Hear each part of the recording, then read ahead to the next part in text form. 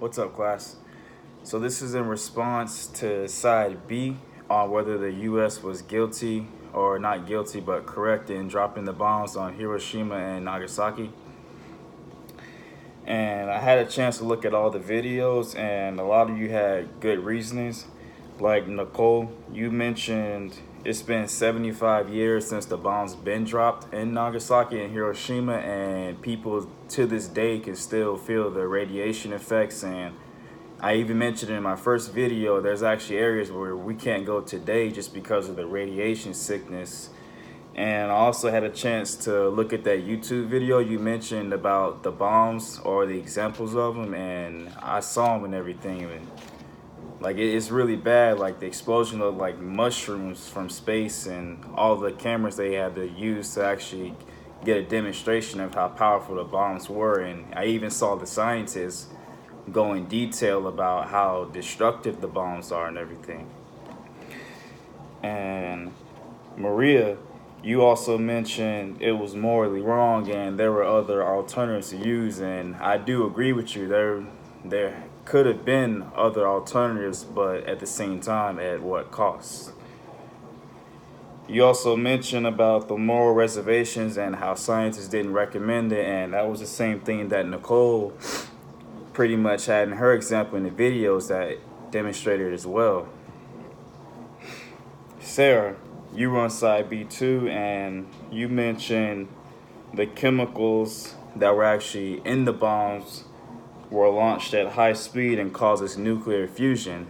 And I actually had a chance to Google that and look up the definition of that, and it's actually it has to do with the energy in the explosion that the particles can't contain it, and therefore cause a chain reaction and even bigger explosion. That was a good thing you mentioned. You also said about how their supplies were cut off, and indeed that was true. The U.S. and other allies did have their supplies cut off, but at the same time, it's still a war going on, and troops are still gonna die either way on both sides. And to any commander and everything, like one person dying is too many. And Devin, you also had some good. I really liked your video. You mentioned about how 2 to 4 weeks after the two bombs were dropped, even after Japan surrendered, the things that the people were still going through, and it was really bad because I actually Googled it, and you were right. Like the people still had to walk for several miles after the initial explosion, and then they dealt with explosive diarrhea, different types of bone cancer. Pregnant women had birth defects and all other bad complications. And you also mentioned another good thing about that. You said using the nuclear bombs against Japan was a stepping stone for the Cold War, and that started the rush between the U.S. and Soviet Union, seeing who could stockpile the most nuclear bombs and prep for almost, World War III in the future. And that's actually true. And I'm glad you said that because, sorry, I'm kind of sick today. But I'm glad you said that because it was a stepping stone, and whoever knows, and for all we know, the next world war that could break out, it won't involve like guns or anything. This could involve explosions, and the bombs that the US and Soviet Union are stockpiling, it's actually enough to blow the earth up like several times into like tiny dime-sized pieces. And when you think about how countries are in a race now, everybody's building nuclear bombs and stockpiling, we're prepping to basically blow this planet up ourselves.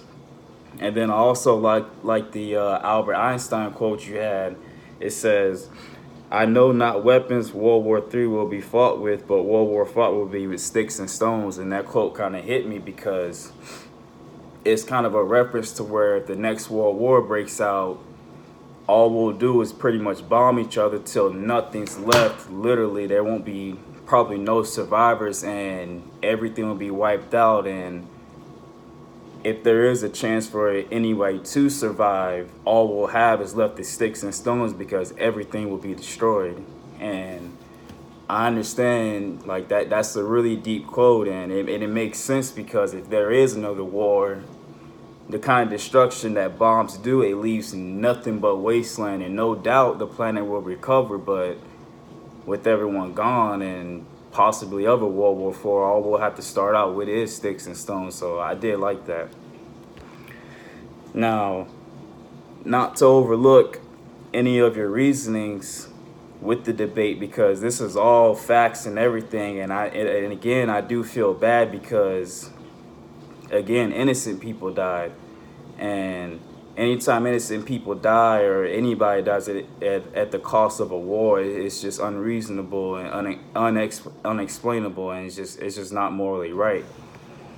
However, war, I've read a book about war by this guy named Marcus Luttrell. It's called Lone Survivor. I highly recommend it. And he talks about how war is not black and white, like right or wrong, but it's gray.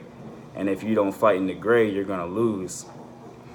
And he also mentions how civilians or other people have their opinions on how a war should be fought, but at the same time, if you really feel that way, are you down to pick up a weapon yourself and serve and just do what you think is right, other than just drop the bombs? So that's pretty much my rebuttal is, are you willing to pick up a weapon and go serve and then stop someone from surrendering, or versus having a bomb dropped in after all the devastation from World War I and II? All right, so that's it. Thank you.